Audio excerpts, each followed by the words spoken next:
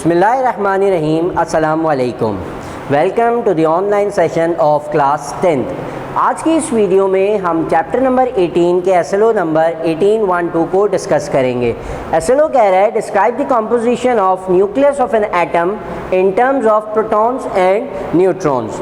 Last SLO के अंदर हमने रदरफोर्ड एटॉमिक मॉडल को स्टडी किया था, जिसमें हमने देखा था कि एटम का most of the space empty होती है और सेंट्रल पार्ट जो है वो न्यूक्लियस कहलाता है। तो इस एसएलओ के अंदर हमें उसी न्यूक्लियस की कॉम्पोजिशन को स्टडी करना है कि न्यूक्लियस के अंदर क्या क्या चीज़ें मौजूद हैं।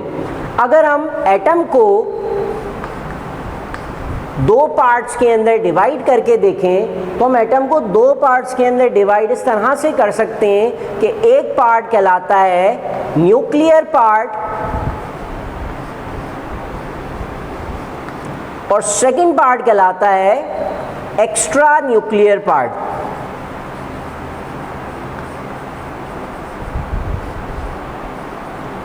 न्यूक्लियर पार्ट हम कहते हैं जो एटम का जो सेंट्रल पार्ट है, जहां न्यूक्लियस एग्जिस्ट करता है, उसे हम न्यूक्लियर पार्ट कहते हैं। उस न्यूक्लियस के अराउंड इलेक्ट्रॉन्स रिवॉल्व कर रहे होते हैं। उस एरिया को, उस जगह को या उस हिस्से को हम एक्स्ट्रा न्यूक्लियर पार्ट कहते हैं। तो जैसे हमने देखा कि एक्स्ट्रा न्यूक्लियर पार्ट के अंदर इलेक्ट्रॉन्स रिवॉल्व कर रहे होते हैं, जबकि न्यूक्लियर पार्ट हम उस हिस्से को कहते हैं जहां पर न्यूक्लियस एग्जिस्ट करता है।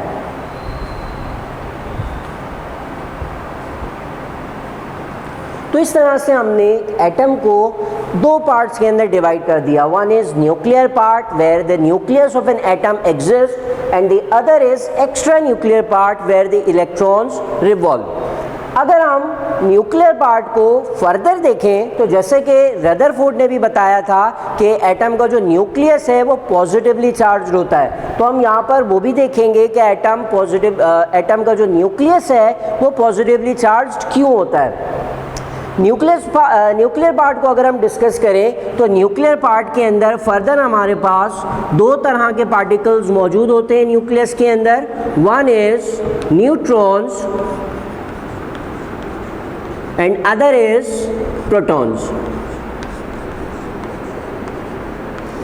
ये दो टाइप के पार्टिकल्स मौजूद होते हैं एक एटम के अंदर, जिसे हम प्रोटॉन्स और न्यूट्रॉन्स कहते हैं। तो ये बेसिक कंपोजिशन एक एटम की। Atom consist of two parts, nuclear part and extra nuclear part. Extra nuclear part के अंदर इलेक्ट्रॉन्स रिवॉल्व करते हैं, जबकि न्यूक्लियर पार्ट के अंदर प्रोटॉन्स और न्यूट्रॉन्स एग्जिस्ट करते हैं।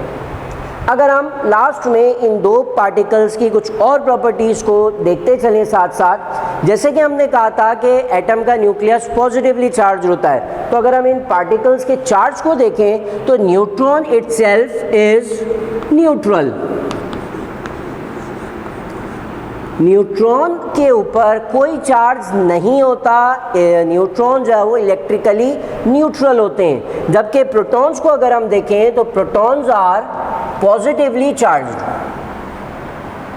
प्रोटॉन्स के ऊपर पॉजिटिव चार्ज होता है। तो जब हम न्यूक्लियस को अगर हम देखें, let's suppose this is nucleus, तो न्यूक्लियस के अंदर दो तरह के पार्टिकल्स मौजूद हैं, प्रोटॉन्स मौजूद हैं एंड न्यूट्रॉन्स मौजूद हैं। न्यूट्रॉन्स के बारे में हमने कहा कि they are neutral and protons are positively charge. It's mean इस पूरे न्यूक्लियस के अंदर सिर्फ एक टाइप का चार्ज पार्टिकल मौजूद है, that is protons, and protons positively charge होता है, इसीलिए हम कहेंगे कि न्यूक्लियस के ऊपर भी पॉजिटिव चार्ज है।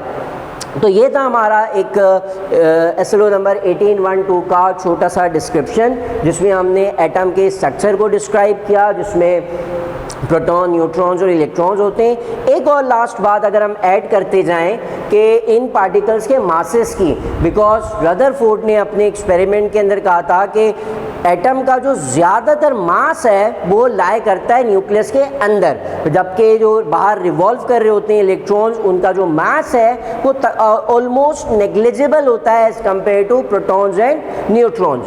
अगर हम मास ऑफ प्रोटॉन और मास ऑफ न्यूट्रॉन्स को आपस में कंपेयर करें तो वो ऑलमोस्ट एक दूसरे के इक्वल, अप्रॉक्सीमेटली इक्वल होता है। जबकि अगर हम मास ऑफ इलेक्ट्रॉन को इनके साथ कंपेयर करें तो वो तकरीबन 186 टाइम्स ऑलमोस्ट, इलेक्ट्रॉन जो है वो प्रोटॉन और न्यूट्रॉन से ऑलमोस्ट 1886 टाइम्स लाइटर होता है। इट्स मीन कि एटम का जो मोस्टली मास है वो सारा का सारा लाई करता है इस पार्ट के ऊपर जिसको हम न्यूक्लियस कहते हैं। तो ये थी हमारी आज की वीडियो जिसमें हमने कॉम्पोजिशन ऑफ न्यूक्लियस को एक्सप्लेन किया। आने वाली वीडियो के अंदर हम न्यूक्लियस की representation, number of protons, number of neutrons क्या रिप्रेजेंट कर रहे होते हैं एक एटम के न्यूक्लियस के लिए, वो हम नेक्स्ट वीडियो में इंशाल्लाह सीखेंगे। Thank you very much.